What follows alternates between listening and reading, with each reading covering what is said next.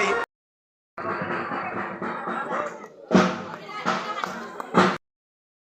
আৰু লগতে গাভৰুখিনি নিবাসী আৰু কান্দাহাৰী নিবাসী আৰু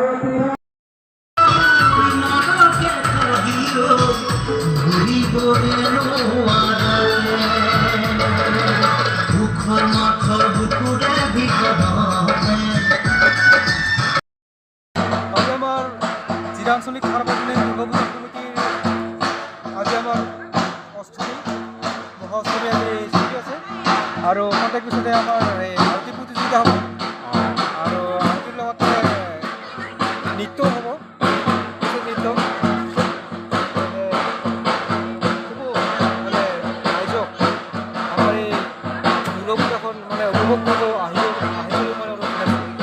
ঠিক আছে এওঁ কেৱল ছিংগাৰ অভিনেতাই নহয় আজি দুৰ্গোৎসৱত দায়িত্ব আছে সিহঁতৰ সেইকাৰণে সিহঁতক অলপ মন্তব্য ল'লোঁ।